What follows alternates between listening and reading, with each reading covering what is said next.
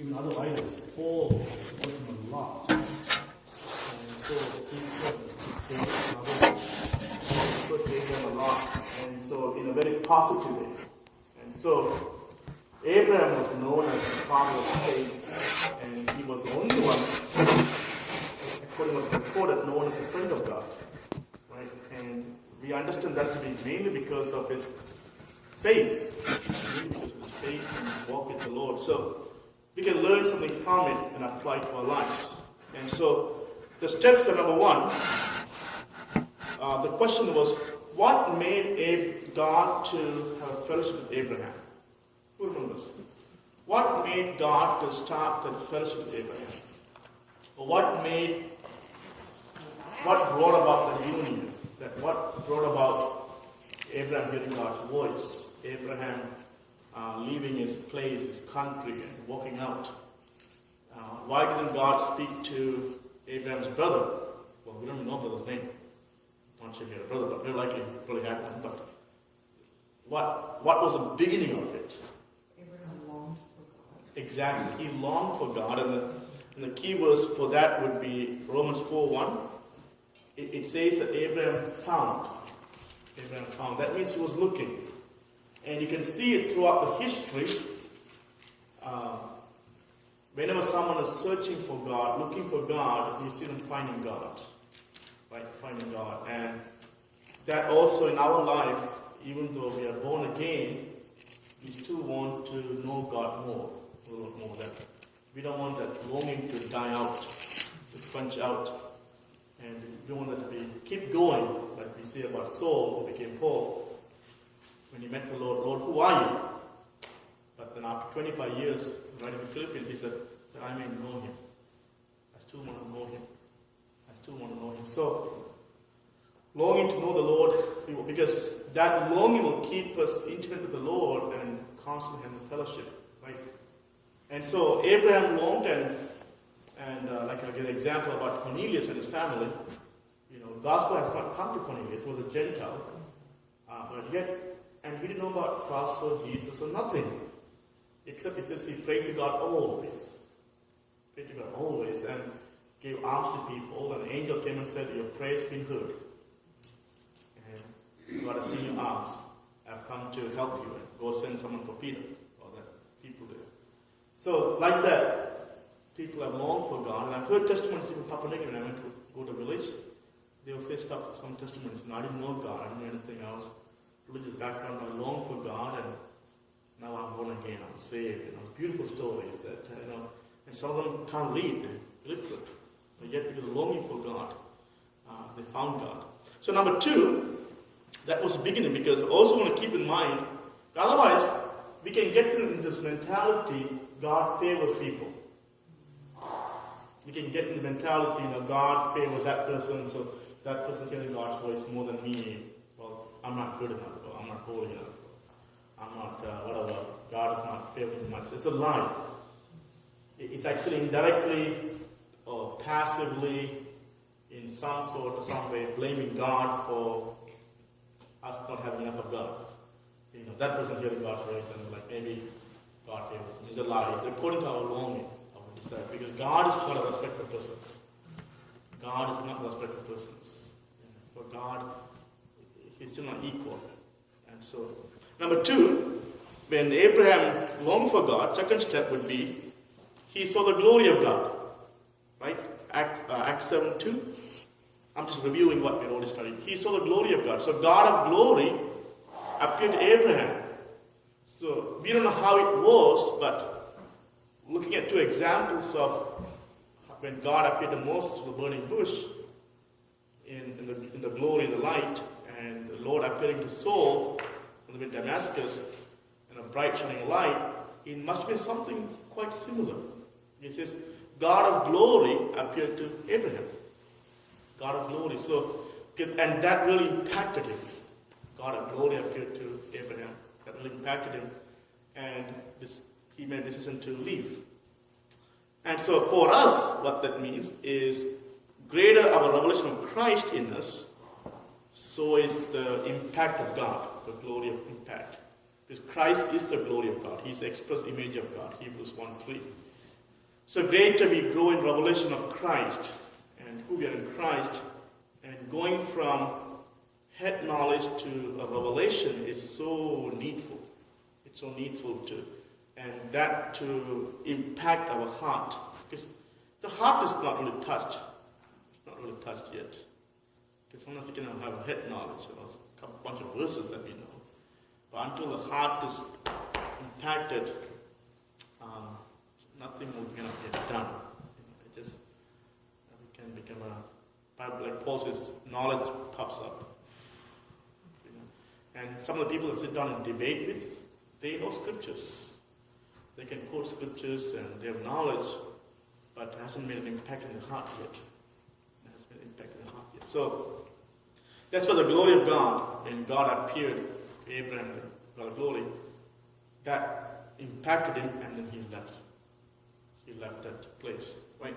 Now, third step in the Abraham's faith is what not addressed tonight. Is according to Hebrews 11, verse 8. Hebrews 11, verse 8. It says that Abraham heard the voice of God.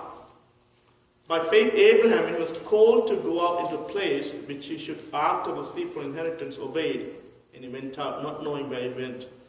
So God called him, and he went out. So usually, when we say God called, if you're calling a son or calling a daughter, it's usually with your voice. Right? You call out. And we don't see initially God speaking to Abraham, initial stage, but always God called. But we know from other stories, when God called Moses, burning bush, Moses heard the voice. When the Lord met Saul, Saul heard the Lord's voice. This communication was going on. So Abraham heard the voice of God, and he obeyed the voice. So tonight I want to focus on two things. One is hearing God's voice, and number two, obeying. Okay. And the question is, how do we hear God's voice? How do we know that we're hearing God's voice? And it made me challenged to teach this or and explain this, because in the past, whenever I taught about hearing God's voice, I normally mostly was theological, in a sense, pulled out a bunch of verses from Jeremiah, from Isaiah, from this and that. But I'm not sure how much of that helped people practically to keep hearing God's voice, And so, and out of being curious, I Googled this, how to hear God's voice. I just Googled it. And, you get points of 3 keys of hearing God's voice, or 7 keys, or 7 points. And usually you get points like, humble yourself, and you hear points like a radio, always turn down, you tune into that station, and so God is always speaking, and if you don't tune, you don't hear, you must fast and pray. But then most people say, well, I still don't hear God's voice. I'm not sure. I'm doing everything you said, but it's not working. So I asked the Lord, how to explain this? How do I explain this without making it too much theological, without making it too much of scriptures? And one verse the Lord drew me to, is a very simple verse in John 10, verse 3. John 10, verse 3 is the first verse that the Lord drew my attention to. John 10, verse 3. And it says, just read out John 10, verse 3.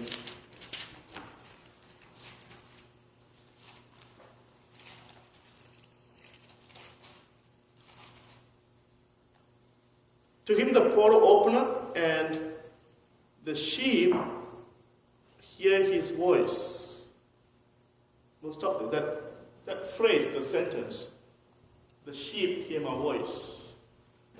My sheep hear my voice, the sheep hear the voice. Right? Here, it doesn't say, okay, before we go on, my sheep hear my voice, or the sheep hear the voice. What is the action word there? An action word. Here? Here, right, here. Okay, now, just for a moment, this will play replace that action word with another action word. Let's say love. You love God. Say, my sheep love me. Okay, let's put that. My sheep love me. Do we love God today and not love God tomorrow? No. Like if you have children, you love them every day, all the time. But there are some days you express your love, but regardless you love them always, right, Sean? Even in your workplace, you love your children to death, right? And if Esther called an emergency call, more than your job, you were there for your children. You love them. So when you say we love God every day alike. We don't love God today, one day, and next day not, and the next day. We may express that day more, but the love is still in our heart. Right? Now, the Lord did not say, my sheep can hear my voice. He did not say they should hear my voice. He did not say they must hear my voice. He says, my sheep hear my voice. Okay, that is simple. My sheep voice. That means they constantly can and constantly hearing a voice. My sheep hear my voice. So now, the question is, how come I'm not sure of what's happening? And I want to explain this in the context of spirit, soul, and body. Can you see an example, Keith? Mm-hmm. Okay. And I want to explain this. Yeah, come. Yeah. And if you can go like this. Okay. I want to explain in the context of this. Okay. Let's say this is your spirit. Okay. And this is your mind, your soul. Okay. This is your mind. This is your spirit. Now, God is a spirit. Spirit-to-spirit contact or communication is not understood by the mind. Like, even when you pray in tongues, we don't understand what you're saying. Let's say this is spirit, this is your mind. And if I put one more arm here, that would be the mouth or the ear, where the communication comes out. Either communication going in, like when you read the Bible, that's the eye is here, your body, or your mouth is speaking out, or your hearing, your mouth, eye, the gates of communication are here, the body. This is the mind, okay? This is your spirit. Are we all together? Okay. Now, when God speaks, because we are joined to the Lord in one spirit, either is joined in one spirit, right? The spirit gets the impression, communication with the Lord, which we don't know. In what language coming in, what it is, it just, spirit gets it. It's constantly getting it, message. Constantly the Lord is speaking. That's why according to what the mind is recalling. Okay. Now, so spirit puts as a thoughts to the mind. It comes as a thought. Okay. Now, what happens is thought is here in the mind, but mind is not sure if that's the voice of God or not. What we fail often is to recognize if that's God's voice or not. Now, mind is capable of thinking on its own, too. Like, outside influence, outside thing, it can make mind to think. So what happens is, when God speaks to spirit, because as far as God is concerned, you're primarily a spirit being. Right? You have a soul, and you exist in a body. Right? And when you're hearing God's voice, what we're mainly thinking that God's going to come this way and speak to me. And God's going to speak and come to our mind. But not forgetting that God is spirit and we are born of God. Born of God. So, message comes here and the spirit reveals the message to mind, but up here is left hanging, not sure. Okay, let's say you wanted to go somewhere. Okay, you wanted to go somewhere and do something and ask the Lord, should I go or not? Okay, should I go or not? Make an example. And then you felt the Lord telling you, yes, go. Okay, you come up here, but you're not sure if that's you coming up with the thoughts in the mind or the Lord speaking. Okay, now let's say you come to a spiritual place like this or some place or and they said, and without even mentioning anything about your request or prayer, they say you should go. Immediately, your mind tells you that's God's voice.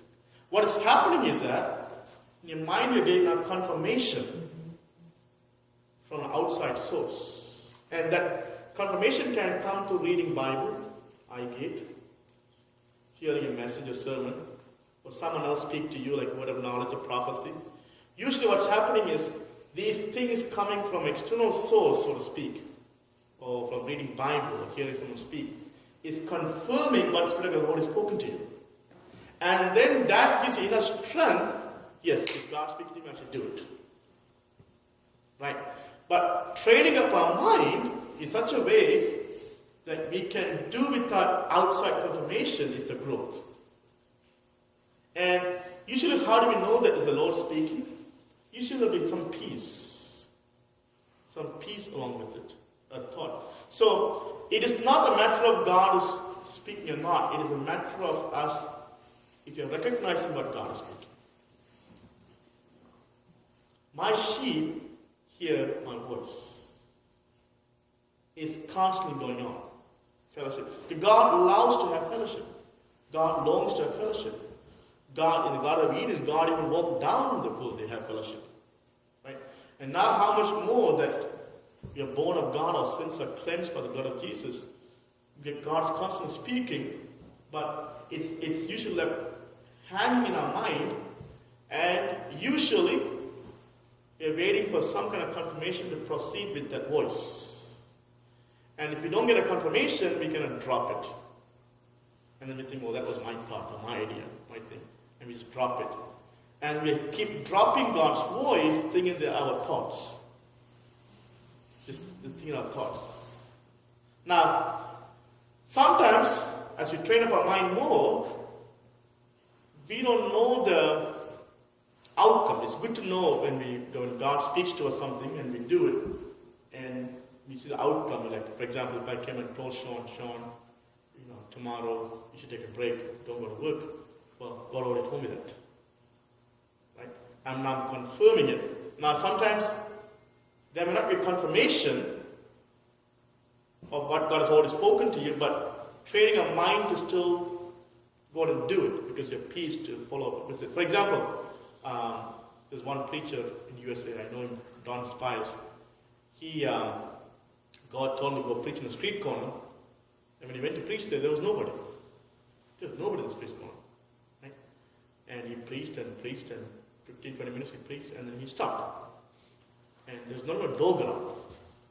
And so, it did create questions in his mind. He said, but the Lord spoke to him. He said, hear the Lord's voice speak to him to go preach in the corner.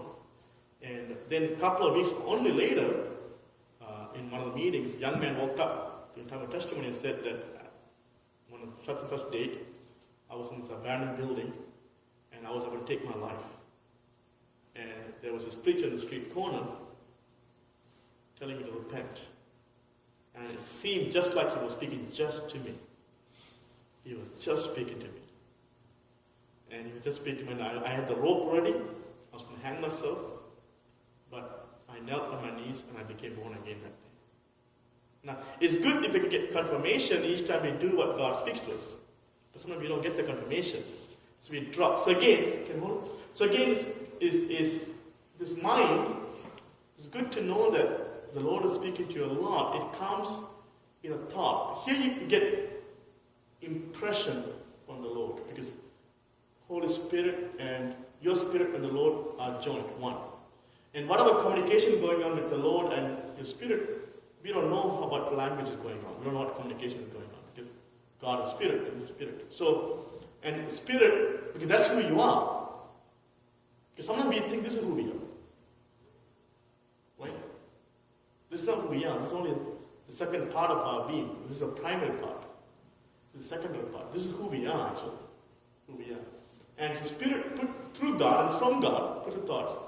And now training our mind to saying, yes, that is God's voice, and usually peace, and doing it. Right? And you'll see that when you train yourself this way, you'll see that God is speaking a lot to you. Isn't it? God is speaking a lot to you, but we're just dropping everything God is speaking, just dropping it, just dropping it, just dropping it, just dropping it. Thinking that this is my thoughts. And sometimes we get a confirmation, I should have done it. Later we get a confirmation, I should have spoken, I should have done it. And then, thank you very much. when I was in Montreal, there was this brother from one of the war-torn countries. The fighting was going on, and he wanted to go to his country, and so but he wasn't sure. He had no peace about visiting his mother, and so he came and said, "Ruban, can you pray about it? If I should go at this time?" It was during winter time, and should go or not. And I said, "Okay, I'll pray about it." And when I prayed about it, I felt the Lord saying no, but I wasn't sure. And I normally say, I'll get a verse to confirm. And so when I prayed about it, I asked the Lord, this verse popped in my mind. I already felt from the Lord no, but I felt, but again, you're not sure if that's what your voice or God speaking, right? And then this verse popped in my mind, let not your flight be in the winter. Okay? Now that has different meaning altogether, right? Some say that means don't depart this world, cold spiritual state, whatever it is. It's different revelation. But I just took that verse to the situation because it was winter time and we were supposed to fly out. It was only making sure he was going to fly. So I said, brother, I felt from the Lord no, and this verse popped in my mind. So I was praying, let not your flight be in the winter. And he said, okay, I won't go. And lo and behold, about 2 weeks later, 3 weeks later, where he was supposed to meet his mom at that time, the house got bombed, the whole area got bombed. And had he gone, and had his mother come there from whatever area of the wall to the place, they all would have perished. It would have been a big family gathering, would have all died. So, there are some stories about 9/11. If you look at that morning, people heard the Lord speaking. Quite a amount of stories of Christians. They heard the Lord speak, and someone, I'm sure this happened, they stayed back and go and get killed. Right? So, the truth is God speaks a lot to us, more than but sometimes when it comes to hearing God's voice, we are putting that subtle blame on God as if God is not speaking yet to me. It's like I'm still waiting on God. When in fact God is waiting on you to recognize His voice. It's a world of difference.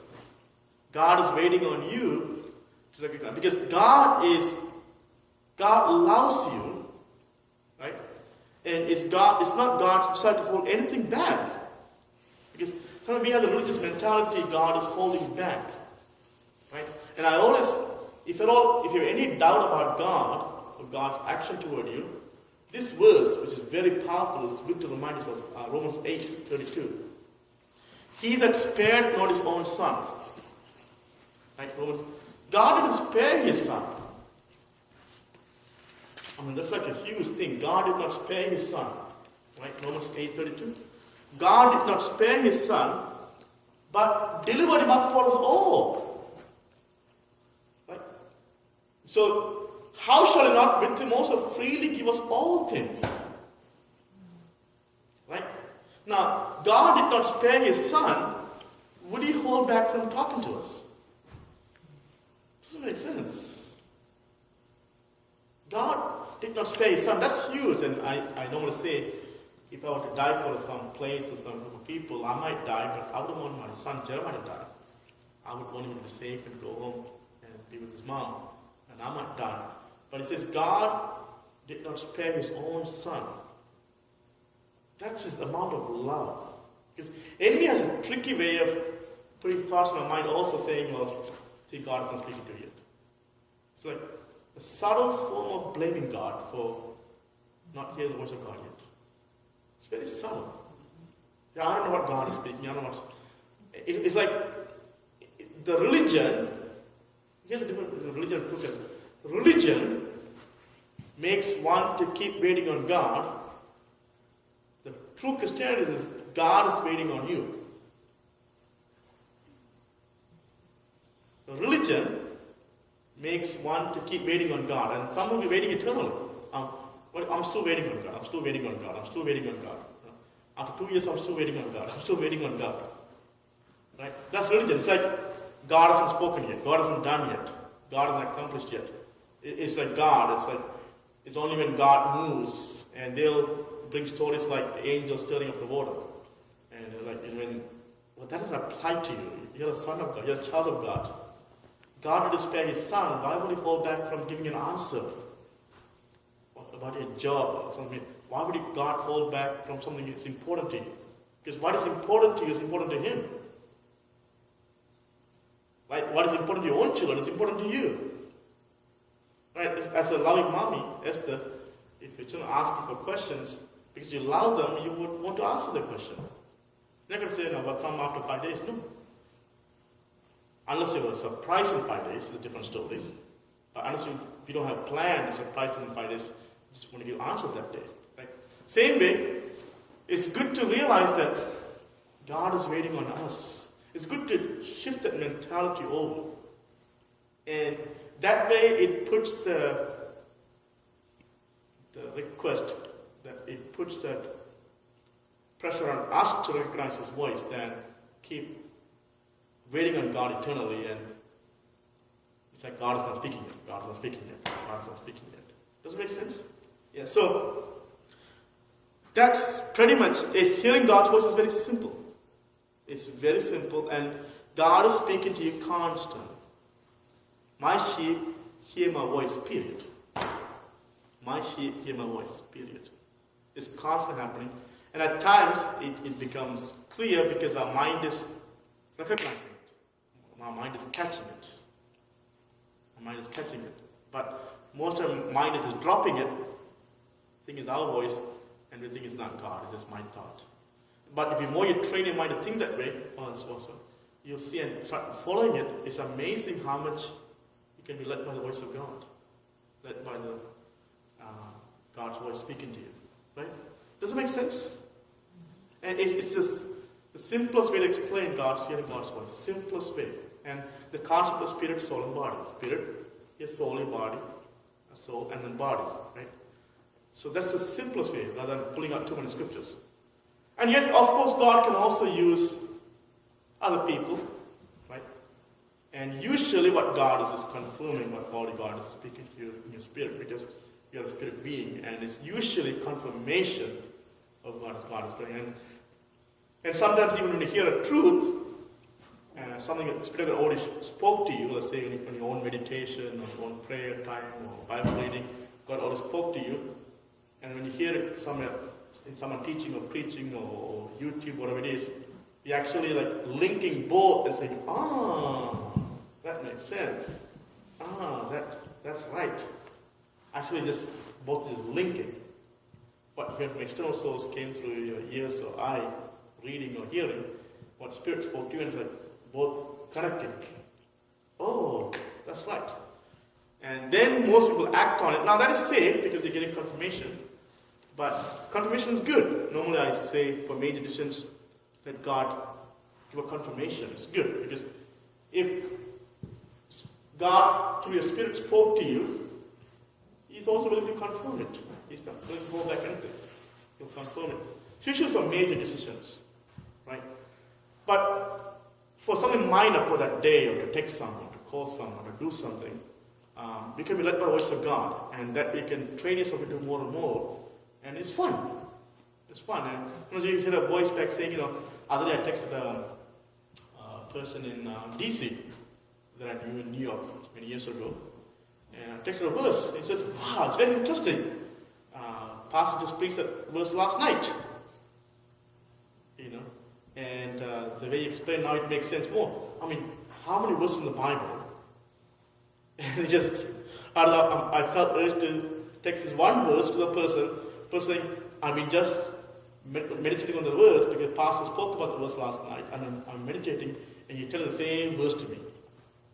Out of what, thousands of verses in the Bible, right? It can only be God. It can only be God. But yet I just felt, it's just a verse. It just popped in my mind. I'm just texting it, the verse. Right? But I'm not thinking of it as God's voice. And that's why I believe even how Paul wrote the Bible. Do you think God spoke every word to Paul, word to word? Sit down, right, Paul. Do you think Paul heard every word God? What do you think, Sean? I think that's what was coming to him, he was just penning it. What do you think so? And we have that as God's word. Wow. Look at that. So hearing God's voice, would you say that is the same as being led by the Spirit? Led by the Spirit can be part of hearing voice. Sometimes led by the Spirit can also be led by peace. The Spirit of God is called as the King of Peace. So sometimes a peace from Him can lead you to do something. Or that led by the Holy Spirit can also be His voice, or can be also revelation. Like Paul said one time, can I come to you either with revelation or knowledge? Of course, he was led by the Holy Spirit to go to the place. But the leading, His Holy Spirit is leading, but He can lead you through His voice. He can lead you through His revelation. He can lead you through His peace. Right? And each one is different according to, each one is special how you cut out. Right? He can lead you through understanding, but it's Him leading you. But He can use different means of leading you. Does it make sense? And so, when you say those are led by the Holy Spirit, the sons of God, that leading is, He can use different ways, because He's God. You cannot put Him in a box. You cannot put Him in a box. He's God. He can use different methods. And usually what you're normally used to, what you're normally comfortable, because He's a helper. He's there for you. Holy Spirit is not against you. He is for you. And so He will work with whatever you feel comfortable, whatever you allow Him to work with. And for me, I enjoy getting understanding. Some of that requires hours because I'm still learning. And for example, even to teach us about the voice, I never taught this way until I got understanding. The pastor taught with pulling a lot of scriptures. But then I said, how many really understood and really still getting voice? I don't know. Because 7 points, 5 points, 6 points, 3 points. Big verse from Jeremiah and Psalm, this and that. Now, another thing is very important, hearing God's voice. This is spirit, right? It was showing the spirit up here, and it's the mind. Because this mind is very active, right? And usually it's more active even for ladies. Their mind is constantly thinking, going around. Men can sometimes slow down and stop and pause. But ladies' mind is on constantly going, right? It can get very busy, very crowded here. It can get very crowded with a lot of external burden, issues, different things, very crowded here. God's voice can drown in the crowd of voices. Right? A lot of things are affecting your mind. A lot of things are affecting your mind. You get a phone call, shopping, this and that, and problem, this and that. Thoughts are going through your mind, affect, and God's voice usually get drowned. So sometimes that's basically our mind is just too busy. It's busy with a lot of things. Our mind is just, is that true? Our mind can get really busy. And that's why in one place the psalmist says, be still and know that I'm God. Psalm 46 verse 10. So if you train our mind, look, I don't want my mind to be too busy, Lord.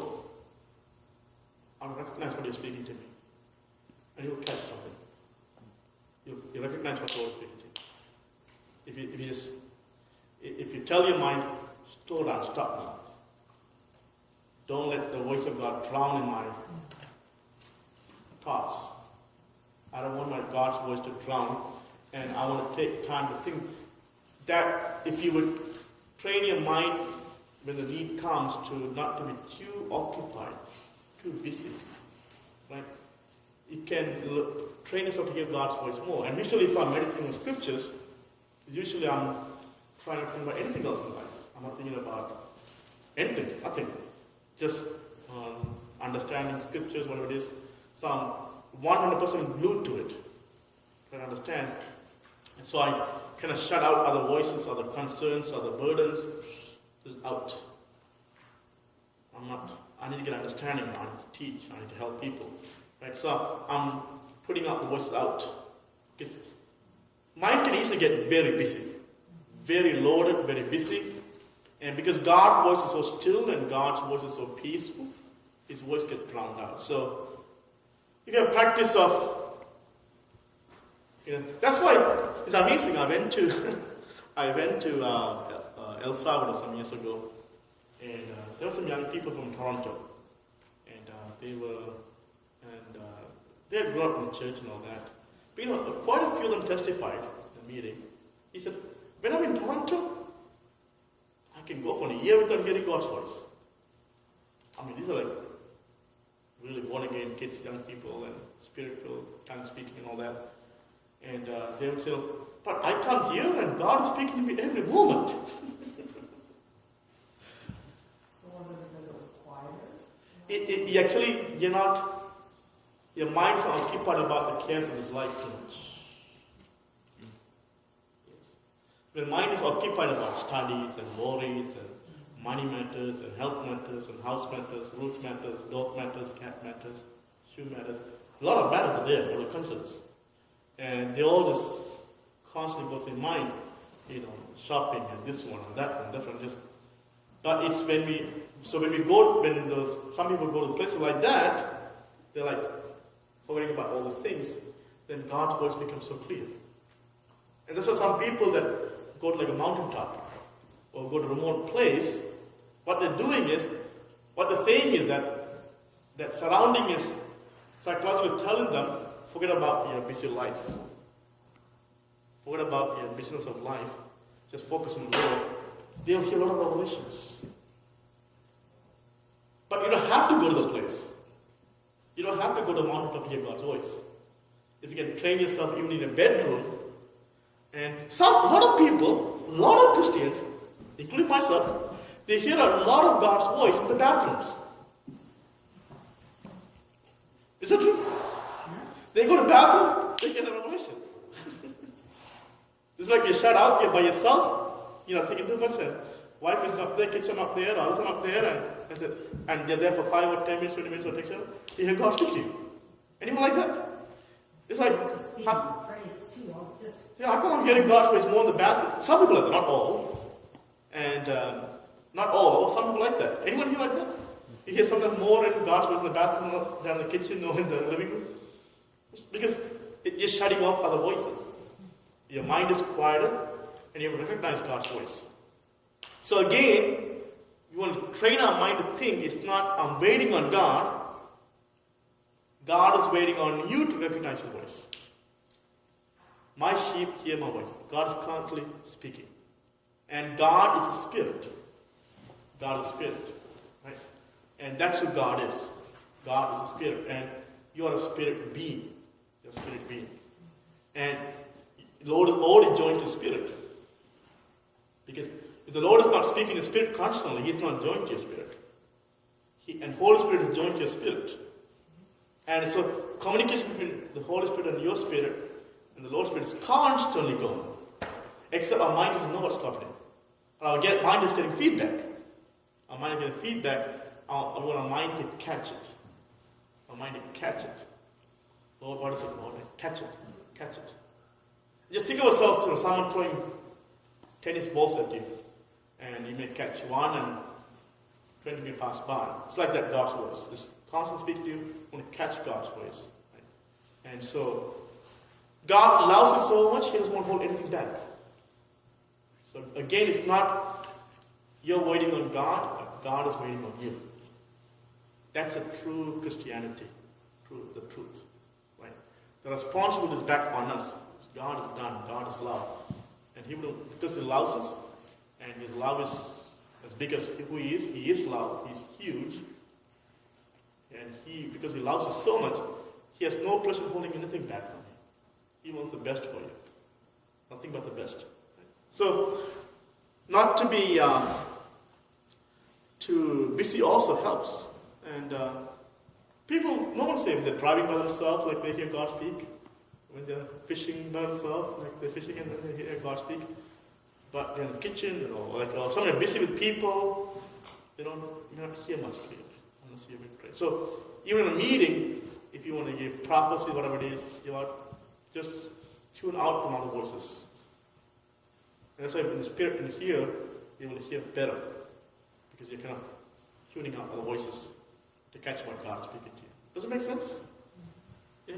That's the best way to explain, I guess, from understanding our from the Lord so far, the easiest way. And it's much simpler easy than we think. We complicate it too much. we beat, I'm not hearing God, so I'm not hearing God. No. Yes. Do you think some, like for me when I drive, I don't hear much. Because I am a very, very detailed person. I see too much. I see everything. And so that bombards my mind. So when I'm driving, I don't, unless I start speaking in tongues, then I will. But other than that, no. I have to be in a place where almost I have to close my eyes and just think. Don't look. Just, well, my only way is the way I think about it. Look at Jesus. Think of seeing Jesus' face. Then, yeah, but no, I wouldn't. Driving, I see too much, and it goes into my mind. Right, and then your mind is occupied with what you see, what you're observing. Right. Yeah. So then, God's voice is Drown drowned. Yeah. It's not really active. Right. Other voices, other things active in your mind. God wasn't active, so He's taking you the backstage in your mind. Yet, if it's something very important, He will speak loudly enough that I hear it. He's trying to get your attention. Yeah, He will get my attention Right. up. Well, it has happened in the winter where I saved people's lives. Otherwise, they would have frozen and they had kids in the car. Right. And it was almost 3 o'clock in the morning. So, yes, He can speak even then. He can speak, but then again, it was dark, and I couldn't see all that much. But it hasn't happened too often when I drive that I start hearing the voice of God. Exactly. Even the people that tell or they testify now, I heard the Lord speak to me to go to Tim Hortons at 2 in the morning or 1 in the morning and sit there. It's usually they got a thought in their mind. Thought came and then they felt peace about it. And then they recognize that thought to be not their own thought because their own thought would tell. Because usually soul is selfish. Is what you can have for yourself, get for yourself. So going to Tim Hortons 2 in the morning is not something for yourself. It takes a little sacrifice to go there. Right? And usually for someone else. So soul is usually selfish. So that's the one way to recognize the voice, our voice, and God's voice is. God is not selfish. God is not selfish. God is love, and love just gives. And soul is selfish, so if it's our voice, then it's probably for ourselves. And usually they're right. They go sit at 2 in the morning and they go sit in the Tim Hortons, and sometimes 15 minutes no one's coming. And either you can doubt God's voice or say, no, God spoke to me, I'm going to sit here. Then you see someone coming at 2:30, 2:45, walking in. And the right moment to minister to a person. Right? And then it's like, wow. Then you're up till 5 in the morning ministering and talking, and they're like, that person had awesome experience and really answered the prayer, and God really touched and whatever it is. And you're also blessed because you obeyed God's voice, even though you got up at 2 in the morning in a Tim Hortons. Right? So that's training your mind, more or less. Second part of it, any questions? It doesn't make sense. Not hearing God's voice. Second one is obeying God. Why is it some people obey God more than others? What makes some people to obey God more than others? How can you obey God? Let's look at the verse in Abraham. He obeyed, right? He didn't just hear God's voice, but he also obeyed, right? Romans 6:16. It's a very interesting verse. Romans 6:16. Romans 6:16. It's a very interesting verse.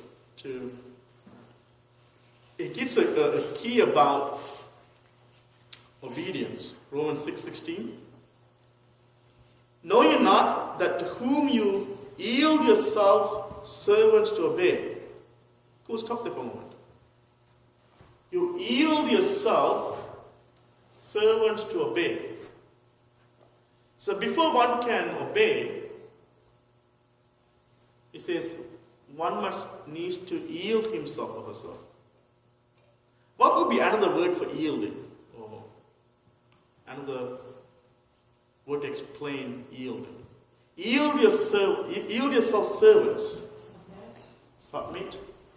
Yeah. Yield yourself servants to obey.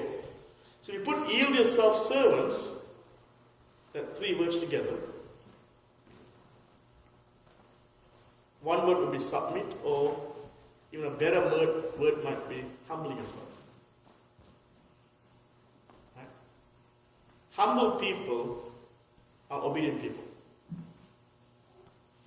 It's as we humble ourselves, we can obey God. It's a pride that resists to obey. Pride thinks that he knows better. He knows higher. He doesn't need to resist. Pride can make one person independent. But yield yourself servants, that phrase, you put in one word would be humble. And you see in the life of Jesus, Philippians 2:8. And being found in fashion as a man, he humbled himself and became obedient. So before Christ became obedient at the cross, final obedience, he humbled himself. Right? But if you read the verse carefully, he was already humbling himself and obeying God, his Father, on a regular basis. And ultimate obedience was the cross. And being found in fashion as a man, he humbled himself and became obedient unto death, even the death of the cross. So the death of the cross was the ultimate. Philippians 2:8. The death of the cross was the ultimate, but he was obeying the Father on a regular basis. Now, when we look at the story of Abraham, what was the ultimate obedience of Abraham? Sacrificing his son. Isaac, right? Yeah. But was there any obedience before that? Were there any acts of obedience before he went to sacrifice Isaac? Yes. Yeah. For example, when God told him, let go of Ishmael, that must have been hard for him. Ishmael was his own son too. When God spoke to him, let go of Ishmael, let go. I'm sure that was hard for Abraham. And it's hard to let go of Ishmael. Right? So Abraham had previous acts of obedience, Ruban, and finally he obeyed. Same with Christ. Now, in my life I realized that if I'm struggling to obey God, it's because my pride is coming in the way. My pride is coming in the way, and that pride is keeping me back from obeying God. So one key to obedience is this humility. How do we get humility? Humble. Can we pray for it? No, it's on the will. Yes. There's no example in the entire Bible of anyone asking for humility or praying for humility, or there's no example in the entire Bible of God giving humility to anyone. There's no example. When God shows you such kindness and does such good things for you, it makes you humble. Right, yet you want to humble yourself. Yes, that's what I mean. Right. Yeah. You want to humble yourself because the more we humble ourselves, more we can obey. So, humility is a requirement to obey. And Abraham, because he saw the greatness of God, he kept humbling himself. Like, God, you're awesome, you're great. Because one way we know that he kept realizing the greatness of God, he kept worshiping God, praising God, giving glory to God. And someone who's constantly worshiping God and giving glory to God, they acknowledge the greatness of God. And Abraham was someone who did that constantly, giving glory to God. So in his mind, he kept God as a great one. And he just trusted God. And it's amazing that even when there's a conflict between his sheep keepers and Lot's, he didn't choose first where to go. He said, Lot, you choose. If You go this, I'll go that way. You go, I'll go this. So it doesn't matter to me. God is with me. It doesn't matter. That's one that really stands out for me. Yeah, it doesn't matter. And That it's like, shows the character. yeah, and Lot looked and he chose the best one. It looked more green. Okay, go there. I'm not going to fight with you. I'm not going to fight with you too because that looks so big and green. Go. Wherever I go, it'll be green. God's going to bless me. It did not turn out well for Lot. No, it didn't turn out well. No. So he was greedy and looked for that, and that was a disaster. But Abraham trusted God, and he just, I'll just go with this. And so, one key to his obedience was his humility. And second key to his obedience was his faith. Hebrews 11 verse 8, that verse, if you read it carefully, he just trusted God. Hebrews 11 verse 8. By faith Abraham, okay, I'm reading from King James Version, read it carefully. By faith Abraham, when he was called to go out into a place which he should afterwards, after receive for inheritance, obeyed. Okay? And he went out not knowing where he went. According to that verse, Hebrews 11, according to that verse, what was the main thing Abraham did by faith? Obeyed, yeah. The main link is between by faith and obedience. By faith, and of course, when he was called to go out, that's like the side point. He obeyed. Right? So, obedience also takes or requires faith. Just trust God blindly. And sometimes we don't see everything right away. We don't see the outcome right away. We don't know everything right away. We don't know. Because very often we're trying to figure things out in our head. Makes sense. And that is the opposite of faith. You're just trying to calculate things, figure things out, calculate things, and trying to reason things out, compare things, and it just doesn't make sense. And so we just say, well, I'm not sure. But faith is beyond that. Faith is beyond that. And faith just says, I don't understand completely, but I'm going to obey God because it's God's voice. Right? And sometimes fruit may not be seen right away. The fruit may take a while to come. Right? But yet, because we obeyed, God always bless. God always bless. Right? So, the two primary requirements for obedience is humility and faith. Humility and faith. Just trusting God. And sometimes it's a blind trust. It's a blind trust. And because God has spoken to us, and that's how Abraham lived. And no wonder he became a hero of faith. No wonder hero of faith. No wonder he became a great hero of faith, and just God really blessed him. And some time ago, I was reading Andrew Womack's testimony, and he was in college studying some subject he didn't like. It didn't interest him. And when he became intimate with the Lord, he felt to quit that. I'm not sure what he was studying. Medicine, whatever it is. I'm not sure what he was studying. But his parents came really against him, and a lot of opposition. And he asked the Lord, Lord said, yeah, just obey me. And for next few years was nothing but struggle. Just big time struggle. And a big struggle means just embarrassment, struggle, people making fun of him, laughing at him. And he said that he came back from one country, I think it was doing mission work, and he came back. He said he had his Bible, and for a year he had no money even to replace the Bible. And his Bible was so bad, pages coming off, falling off. And he had no money to replace the Bible, and he was preaching, and only few people coming. And he just lived by faith. And he said it took him for a year to replace the Bible. And finally, when he went to the Bible bookstore, got a brand new Bible, it was like heaven and earth for him, like so thankful. But he said he was dirt poor. But yet he said, I did what God wanted. Now I guess he's a millionaire, I don't know. money institution. How much? I don't know. Anyway, but he's rich.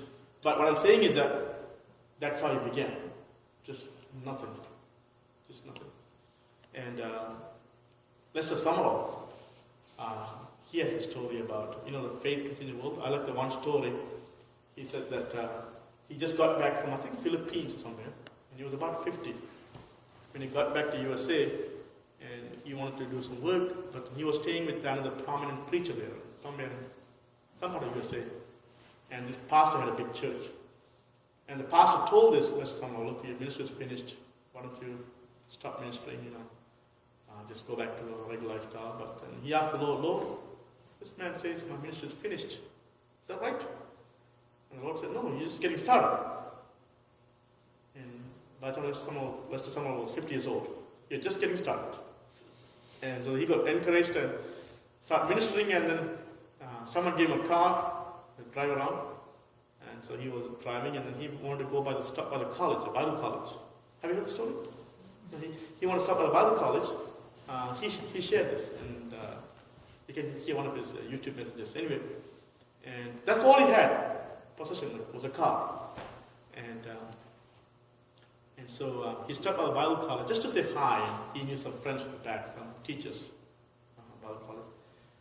And going there, and then he found out that 6 of the students, of course, they all were studying to be pastors or ministers of the gospel. 6 of them were going to be kicked out because they had not paid the tuition fees. And so when he heard it, he felt bad because these are studying to be missionaries, studying to do gospel work. And how can a Bible college kick them out? It's sad. And so he said he went and spoke to the dean of the Bible college and said, can you somehow keep these 6 people in and not kick them out because they won't pay the tuition fees? Well, the dean said, well, look, we have a bill to pay. We have to pay the teachers. And if we don't pay the tuition fees, we can maintain the place. Otherwise, if we allow the 6, some more come in the future. So anyway, they had to follow the protocol. So he understood, and he was coming out, and he said, I told the Lord, please, Lord, please pay for the 6. I don't see them kicked out. Lord, please pay. The Lord said, you pay. And he said, I pay. I don't have anything. Lord said, you have a car, pay. That's all he had. Lord, that's all I have. Yeah, give it. And he said that he went back, he took the title from the car, took it, went back to dean and said, here's my title, sell the car and pay for students. Just hearing God's voice is amazing. And he walked out of the place without his car parked in the college. And he said, okay, I'll sell the car and pay for students. And within weeks, some dealership that was closed, had gone bankrupt, out of business, something, had the same exact car, exact color, but except brand new, and the guy gave it to him for free. And he was just telling stories of the stories. Have you read the book Faith Can Change Your World? No? Yeah, listen some more. Faith Can Change Your World? No, you not read the book? It's an amazing book. You should read it. I can. You not read the book? Okay, if you shoot me an email tonight, you all have my email address? Yeah, just in case I forget, just shoot me an email tonight.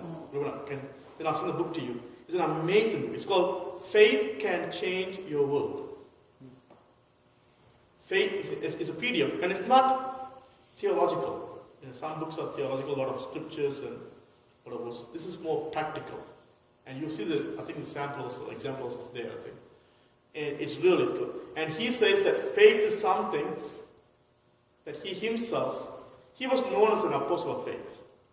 And by the time he died, he was in his 80s, and he was a millionaire. He had his own ship running for him, huge ship. And he was delivering tons of goods to poor countries in Africa, different places. And he had big world organizations giving him food and delivering, and he was a millionaire. And by the time he passed away in his 80s. And he's the one who trained Connie Blake. Anyway, he was known as an apostle of faith, really just lived by faith. And he would go to a station, in some radio station, and said, Lord told me I should buy this. And I'm like, they look like crazy. The Lord told me I should buy it, and this is the price. And finally he would win and get it for some dirt cheap price. That way he owned, I think, some.